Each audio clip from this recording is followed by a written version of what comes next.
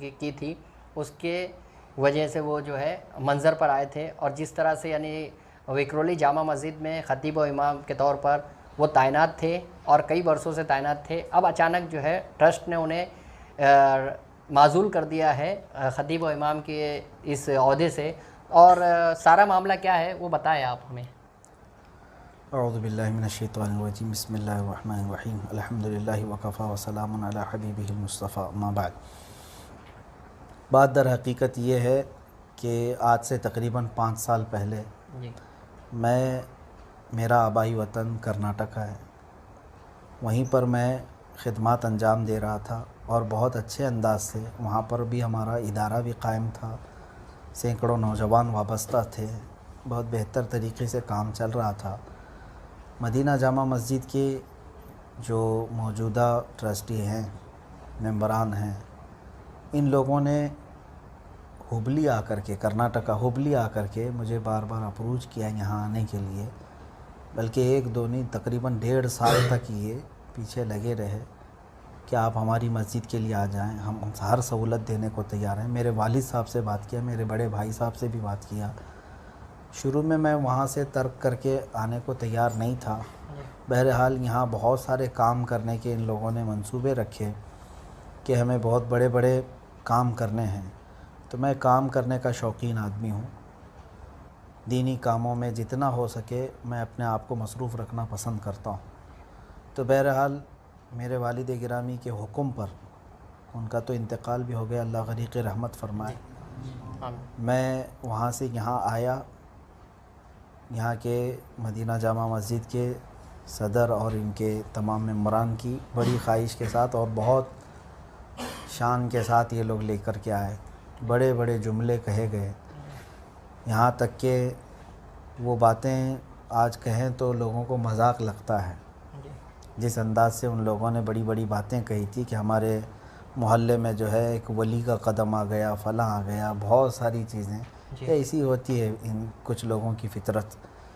تو بہرحال آنے کے بعد بہت اچھی سہولتوں کے ساتھ یہاں رکھا بھی گیا، اور دینی خدمات میں نے کوئی کسر نہیں چھوڑی، میرا پورا محلہ گواہ ہے۔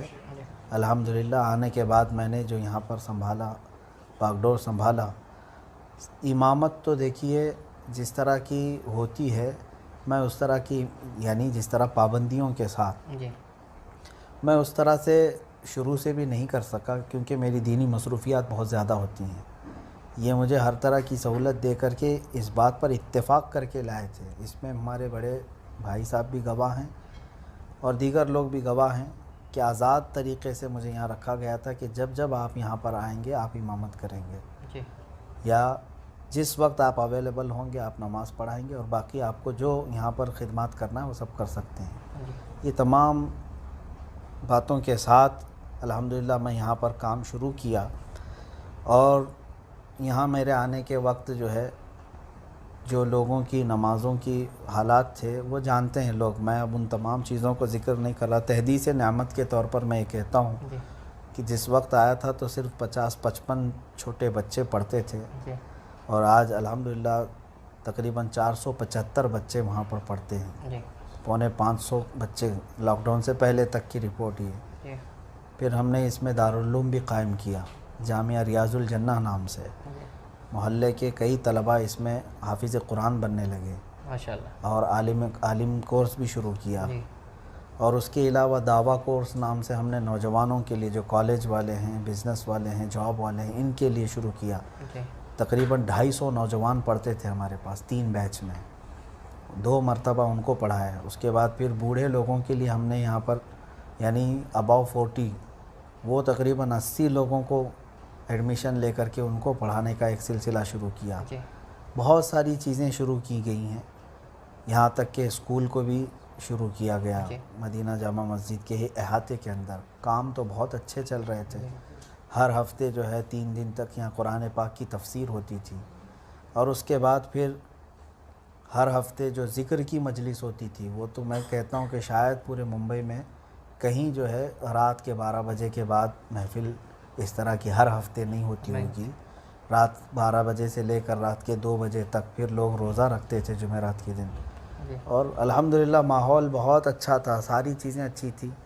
اب دیکھیں ان لوگوں کے اندر جو آپ کہہ رہے ہیں یہ ٹرمینیشن جی کا مسئلہ آیا ہے، جی انہوں نے فتوے کو ایک آڑ بنایا، اور آج میں پورے ہندوستان بھر میں بھی جو بحث چھڑی ہے ان سے بھی کہتا ہوں جی اصل مسئلہ فتوے کا نہیں ہے، فتوے کا ادب و احترام ہم کرتے ہیں، اس کے اگینسٹ لوگوں کو جانا بھی نہیں چاہیے۔ نہیں، ہم نے آپ کا ویڈیو بھی دیکھا، اس میں بھی آپ نے جی کہا ہے۔ ہاں، اصل جو ہے مدعا ہے جی اس کو تو لوگ جان ہی نہیں رہے ہیں کہ یہ ٹرسٹیوں نے کیا ظلم ڈھائے ہیں، جی اور ان لوگوں نے کتنی بڑی شڑینتر رچا پوری امت میں انتشار اور افتراق پھیلانے کے لیے۔ آج علماء کے دو گروپ کر کے رکھ دیا ان لوگوں نے۔ ہاں، ان لوگوں کی حرکتوں کی وجہ سے یہ من مانی تمام چیزیں کیے۔ یہاں پر جو باہر بیٹھے ہوئے تبصرے کر رہے ہیں نا، ان سب سے میں کہتا ہوں کہ محلے میں آ کر کے عوام سے تبصرے لیں، پوچھیں، یہاں پر حالات کا جائزہ لیں کہ کیا چل رہا ہے یہاں پہ۔ جی سب کچھ ٹھیک ٹھاک تھا، بس تکلیف ان کو کہاں سے شروع ہوئی وہ میں آپ کو بتاتا ہوں۔ جی بتائیے۔ ہماری تنظیم ہے الامان سنی فاؤنڈیشن، جی یہ میں جب ہبلی میں تھا تب بھی قائم تھی، اور آج بھی وہاں پر قائم ہے الحمدللہ۔ جی اور بھی کئی جگہوں پر اس کی برانچز ہیں، میرے اپنے آبائی وطن میں ہے، ممبئی میں بھی دوسری جگہ پر ہے، وسئی میں ہے، جہاں جہاں تھی یہ قائم تھی۔ تقریباً 2008 سے چل رہی ہے، میں یہاں آیا ہوں 2017 میں۔ اور یہاں آنے کے بعد نوجوانوں کو ایکٹیو رکھنے کے لیے ان کو میں نے اس تنظیم سے جوڑا۔ جی ان کو یہی چیز بری لگی، اور یہ بار بار یہ کہتے ہیں کہ ایک کمپنی کا امپلائی جو ہے دوسری جگہ کام نہیں کر سکتا۔ جی انہوں نے مسجد کو کمپنی بنا دیا ہے، کمپنی نہیں ہے یہ دینی خدمات میں 70 جگہ کام کرنا ہوگا تو فقیر حاضر ہوگا، میں جاؤں گا۔ جی کئی تنظیموں کے مجھے صدر بنایا گیا ہے، کئی تنظیموں میں جو ہے الگ الگ عہدوں پر ہے، میں کام کر رہا ہوں، جی دوسرے علماء بھی کر رہے ہیں۔ امامت کے ساتھ کرنا کوئی جرم ہے؟ نہیں، بالکل۔ ہاں، بس اس کو مدعا بنایا، وہیں سے ان کو تکلیف ہے۔ اصل میں یہ محلے کے نوجوان لڑکوں کو نہیں چاہتے تھے، جی وہاں سے جو ہے نا انہوں نے ہمارے سے دشمنی پکڑ لی بس، جی کہ ہم آپ کو لائے تھے اور آپ ان کے ہو گئے، بس ہم آپ کو لے کر کے آئے تھے، ہم نے آپ کو اتنی سہولتیں دی، ہم نے آپ کو وہ کیا یہ کیا، اور آپ جو ہے محلے کے ان لڑکوں کے ساتھ چلے گئے۔ کیا برا کیا میں نے ان نوجوان بچوں کو؟ دینی آپ بتائیں، میں آپ کو بتاؤں، ان میں سے ایسے ہیں جو نشہ کا کاروبار کرتے تھے، نشہ بیچتے تھے اور نشہ کے ایڈکٹ تھے، آج وہ الحمدللہ پوری نمازوں کے پابند ہیں۔ ماشاءاللہ ماشاءاللہ۔ الحمدللہ آج میں ان کو کھڑا کر سکتا ہوں، لیکن میں کسی کو جو ہے ڈیمیج کرنا نہیں چاہتا، کسی کی عزت۔ جی وہ لوگ بھی جانتے ہیں ان تمام باتوں کو۔ تو اگر ان تمام چیزوں کے لیے میں ان نوجوانوں کے ساتھ وقت بتاتا کہ ان کو ان بری سنگتوں سے نکال دوں، تو یہ چیز ان کو بری لگی۔ یہاں سے شروع کیا، اور پھر جو ہے الزامات لگانا شروع کیا، الگ الگ بھدے الزامات۔ جی ہاں، جو کبھی جو ہے ان لوگوں نے کوئی رسم وفا تک نہیں رکھی، اتنے سالوں تک میرے پیچھے نماز پڑھتے رہے۔ اور سب سے بری بات یہ ہے، سب سے بری بات، انہوں نے مدینہ جامع مسجد کے اندر جو ذکر ہوتا ہے اس کو بدنام کیا پوری دنیا بھر میں، یہ کہہ کر کے بدنام کیا کہ میں لوگوں کو اپنی طرف سجدہ کراتا ہوں، معاذ اللہ رب العالمین۔ ایک عام مسلمان بھی اس کا تصور نہیں کرتا، اور یہ جو صدر ہے اور جو دوسرے لوگ ہیں یہ خود بھی سجدہ کرتے تھے اس میں، اس ذکر میں 2 سال تک تو یہ خود حاضر رہتے تھے، جی کبھی ان کو خیال نہیں آیا۔ جب دشمنی ہو گئی تو محراب کے اوپر کیمرہ لگایا اور پھر اس ویڈیو کو اس طرح سے لے کر کے بتایا، جبکہ ہوتا یہ ہے کہ حلقہ ذکر لگایا جاتا ہے، گول حلقہ ہوتا ہے، درمیان میں میں کھڑا ہوتا ہوں، ذکر کے اخیر میں سجدے میں جا کر لوگ دعا کرتے ہیں، دعا کے لیے جھک جاتے ہیں۔ جی میں ہر بار یہ اعلان کرتا تھا کہ جس کو جہاں جگہ میسر ہو سجدے میں چلے جائے، جی بلکہ شروع میں ہی میں نے یہ اعلان بھی کیا تھا جی کہ آپ اپنے قبلے کا اہتمام کریں۔ جی بالکل۔ تو بہرحال کبھی ہمارے ذہن و دماغ میں بھی، تصور میں بھی یہ نہیں کہ لوگ جو ہے نا اس طرف سجدہ کریں۔ جی جگہ کی قلت ایسی ہوتی تھی کہ جہاں جہاں لوگوں کو جیسا موقع ملتا، وہ کوئی عبادت کا سجدہ نہیں تھا، نماز کا سجدہ نہیں تھا، دعا کا سجدہ تھا۔ دعا کے لیے بندہ جس طرف چاہے جھک جاتا تھا۔ بالکل۔ تو اب اس کو جو ہے نا انہوں نے ایسی شکل دی کہ دنیا بھر میں خالی جو ویڈیو دیکھے گا نا اس کو ایسا لگنے لگے کہ یہ تو سجدہ کروا رہے ہیں۔ ہاں تو یہ ایک مسلمان کے خلاف شڑینتر رچنا، جی یہ قیامت کے دن اس کا جواب دیں گے۔ یہ جو میرے خلاف ان لوگوں نے ایک پورا ماحول کریٹ کیا اور آج بھی بدنام کرنے کے لیے اس چیز کو چلاتے ہیں۔ جی بہرحال اب یہ سب چیزوں سے نہیں چلا تو اب فوٹو اور ویڈیو کا مسئلہ لے کر کے آئے. اسی پر میں آپ کو بتاتا ہوں, جی ان سے آپ جا کر کے سوال بھی کر لیں کہ مسجد میں کیمرہ لایا کون تھا, ہماری ویڈیو شروع کس نے کیا تھا. یہی صدر ہے, ان کا خود کا کیمرہ ہے. جی ہاں, یہ کئی ہزار کا کیمرہ لے کر کے آئے. آج بھی مدینہ جامع مسجد کے نام سے یوٹیوب چینل موجود ہے, اس میں جا کر کے دیکھ لیں. بیک گراؤنڈ یہ صحیح کرتے تھے روزانہ آ کر کے, یہ خود ہی لگاتے تھے. اچھا, سیٹ اپ پورا ان کا ہوتا تھا, لیپ ٹاپ ان کا ہے, کیمرہ ان کا ہے, سب کچھ ان کا ہے. تو معاملہ اختلاف کہاں سے پیدا ہوا؟ بتا تو رہا ہوں میں آپ کو, سب کچھ یہی کرتے رہے. 2 سال تک تو ہماری ویڈیو خود بناتے تھے یہ. اچھا, ہاں, خود بناتے تھے ہر جگہ.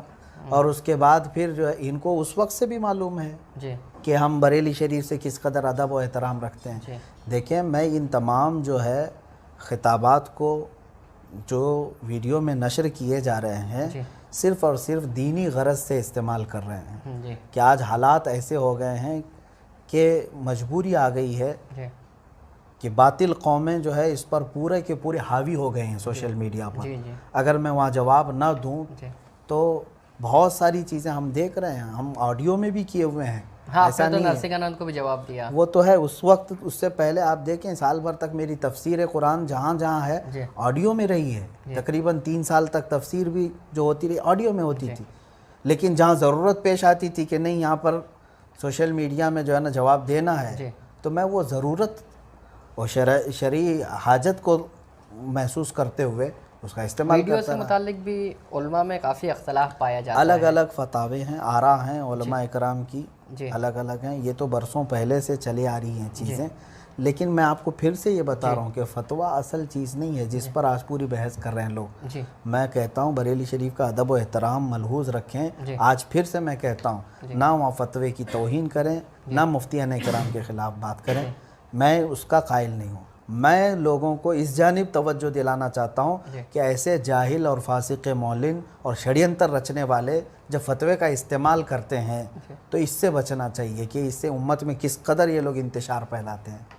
ایسے جس طرح سے آپ کے امامت سے برخاست کرنے کا معاملہ سامنے آیا تو ہم نے دیکھا ابھی بھی تو مسجد کے باہر جو ہے پولیس بندوبست لگا دیا گیا. ہاں, پوری پولیس کو لا اینڈ آرڈر اور نظم و نسق کا مسئلہ بنا دیا گیا ہے آپ کی برخاستگی کو. اب تو اس پر بتائیے, کیا کہیں گے؟ اب آپ بتائیے, تقریباً یہ لوگوں نے 200-250 پولیس منگوائی ہے, چھوٹی موٹی پولیس نہیں ہے. یعنی یہ پورے محلے کو جو ہے نا ٹرسٹیوں نے منگائی ہے کہ انہوں نے منگوائی ہے, پولیس نے جو ہے وہ اپنے طرف سے کیا؟ ٹرسٹیوں نے منگوائی ہے. ٹرسٹیوں نے منگوائی ہے. پہلے سے یہ بول کر کے آرڈر کر کے کہ مطلب ان کو ٹرمینیٹ کر رہے ہیں ہم, محلے میں پھر پورے لوگ ایگریسو ہو جائیں گے, فلاں ہوگا, یہ سب کہہ کر کے منگوائے. جبکہ میں کبھی بھی محلے والوں کو اپنے لیے کھڑا نہیں کرتا, کبھی بھی نہیں. جی ہاں, کبھی بھی نہیں. میں نے ویڈیو میں بھی شاید یہ پیغام دیا ہے. ابھی بھی میں پیغام دیتا ہوں, ابھی بھی میں پیغام دیتا ہوں, امن و امان کو برقرار رکھیں, اتحاد و اتفاق کو برقرار رکھیں.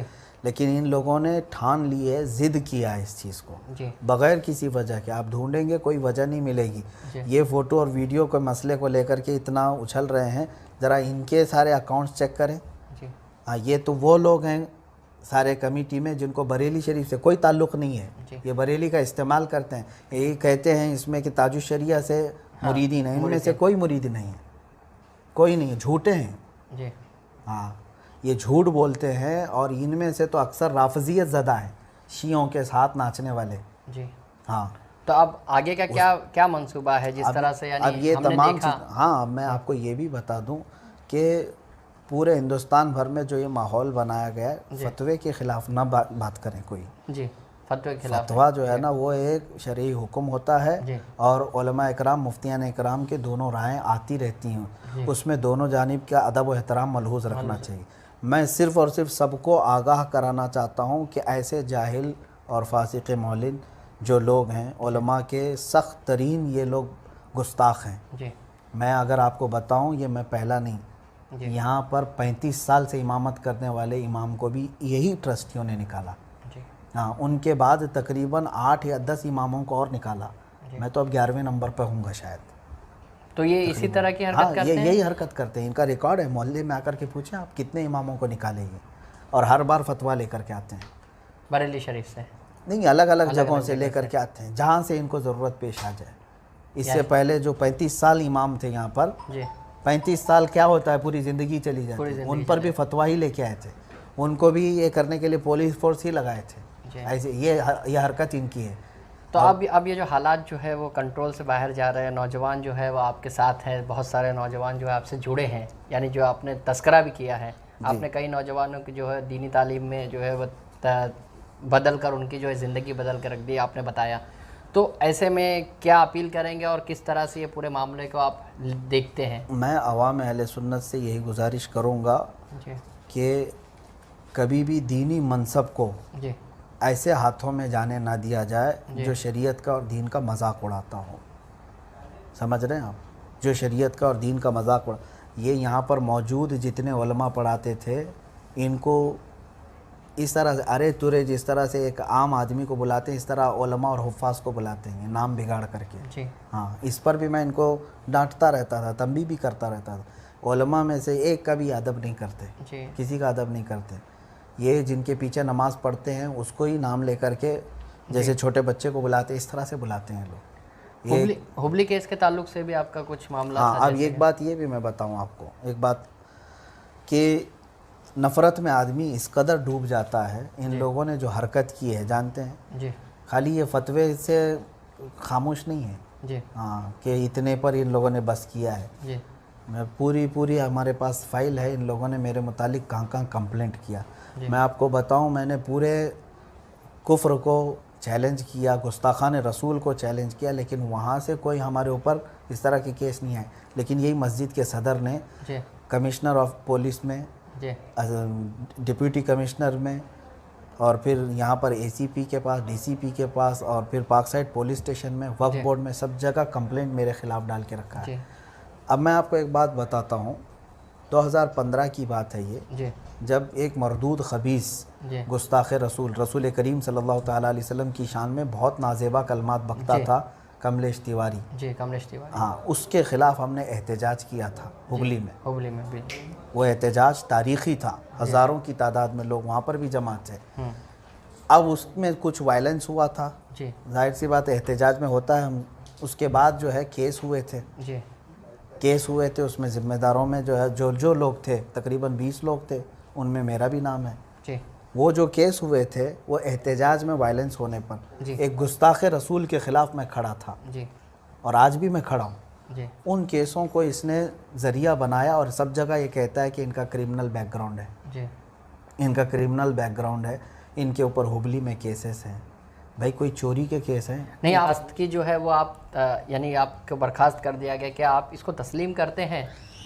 देखें, किसी को डैमेज करना और उसकी इमेज को ख़राब करना, जी मैं तो इसको चैलेंज करता हूँ फिर। जी हाँ, इन लोगों तो ने ये आगे यानी क्या कानूनी चारा जो कानूनी कार्रवाई करनी होगी वो मैं करूँगा। अच्छा, जो कानूनी कार्रवाई करनी होगी वो मैं करूँगा। ट्रस्ट के खिलाफ और जो भी लोग हैं देखिए, अभी मैंने मान लिया ये तमाम चीज़ों को, क्योंकि अब मेरी जिम्मेदारियाँ बहुत ज़्यादा है, मैं दूसरे कामों में मसरूफ़ हूँ। जी हमारा जो है बहुत बड़ा प्रोजेक्ट है, अल्लाह ताला उसमें कामयाबी अता फरमाए। मैं इनसे उलझना नहीं चाहता। जी हाँ, जो पाखंडियों के साथ खड़े होते हैं, जब गुस्ताख़ रसूल नरसिंहानंद के ख़िलाफ़ मैं मोबाइले का चैलेंज दिया, पूरा हिंदुस्तान खड़ा था हमारे साथ, और इन कमीनों ने उस बारे में भी जा कर के कंप्लेंट किया है। जी उस बारे में भी जा कर के पुलिस में कंप्लेंट किया है कि ये शख्स हमको यहाँ भड़का रहे हैं और यहाँ फसाद हो सकता है। जी ये हमारे साथ खड़े नहीं थे, पूरे हिंदुस्तान खड़ा था। बिल्कुल। हाँ, मैं यही चेहरा इनका पूरे हिंदुस्तान भर में दिखाना चाहता हूँ। जी फतवे के मसले को लेकर के ना बहस करें, असल जालिम तो ये हैं जो उलमा में भी जो है लड़ा करके बैठे हुए हैं।